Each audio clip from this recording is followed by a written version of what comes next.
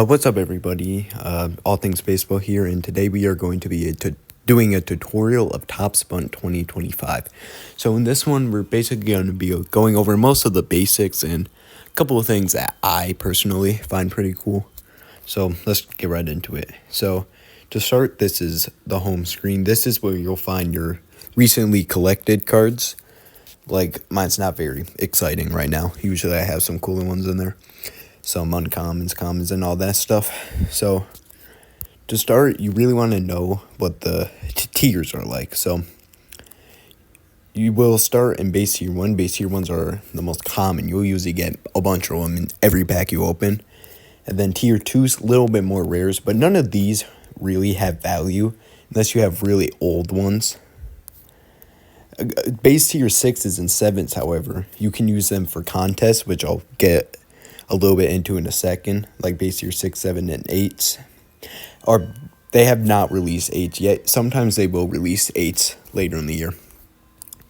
Then here you have commons, same deal with base tiers. Usually commons, uncommons really don't have, usually commons and uncommons don't really have much value. And unless you have old ones or like big rookies like I do in my collection.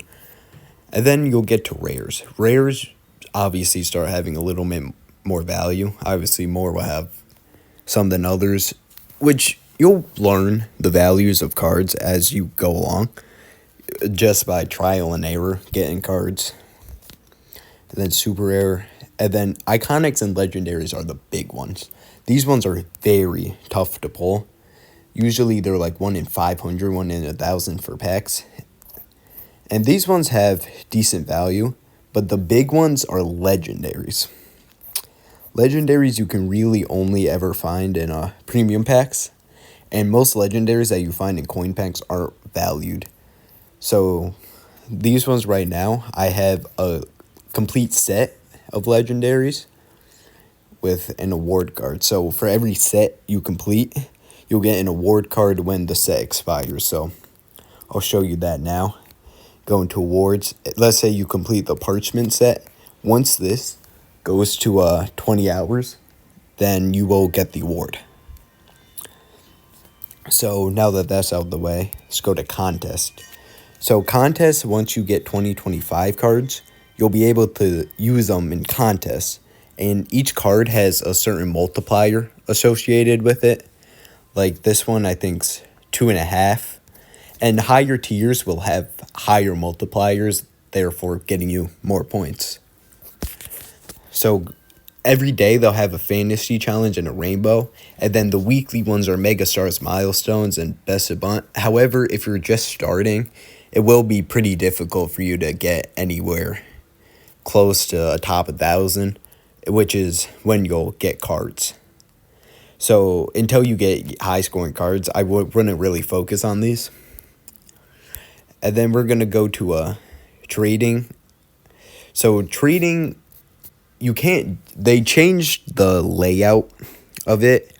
So now you can't trade unless you have a collector certification token, which you can get in one of 3 ways. Making an account with an iPhone, making a purchase, or getting a collector certification token. And I just got a notification from Bunt. But so if you make a purchase, obviously you get certified, and the collector certification token, you can get it from any collector, and it's good for 6 months. However, I feel like people have probably given them away. I still have mine, so if you comment in the video what your username is, I'll give you it, whoever gets there first. So I'm going to go trading here. I might blur out the usernames. So basically, I'll go to this trade. This trade got voided. So sometimes they'll have like 2-for-1 trades, which is probably what you might want to go with, getting some rarer cards to start. So I've made these trades, and then you want to go on the trade feed to see what people have to offer. If you post that you're trading, if you're new and like want to make fair trades, you'll usually get some free cards from people. Usually people don't give out free cards to people who beg for cards, which makes sense. But anyway, we have that. Trading, it's kind of hard for me to explain. You really have to learn that yourself. But here we're going to go to a trade and wish list. So you could put cards you want in your wish list, which I don't know how often people look at these. I sometimes keep these for my reference. But going to a kind of lesser used part, curated, and you can make a curated of what you have. I haven't updated this in a hot minute, so I'm going to have to update that. But that's most of the basics. You have the store here where you'll have packs. So we're going to go to Mystic, which just came out. Usually this is a very standard format, guaranteed uncommon. Sometimes the rare and super rares change. It's usually higher than this, actually. Usually rare is like 1 in 5 or 1 in 10. Super is like 1 in 50. So we have that. What else am I missing? Oh, crafting. Right now, upgrades don't do anything. There's no events yet for that. But crafting, usually you want to do it to go along with events. So the main event right now is the top 100, which just came out. So you progress through events. It's a good way to get tokens. Right now I have 3.1 million. And events are really, if you're going to start, I would just cycle through the event, get some tokens and all that. So I believe that's about it for the basics. If you have any questions, you can put them down in the comments. I'll answer them to the best of my ability. And I'll see you.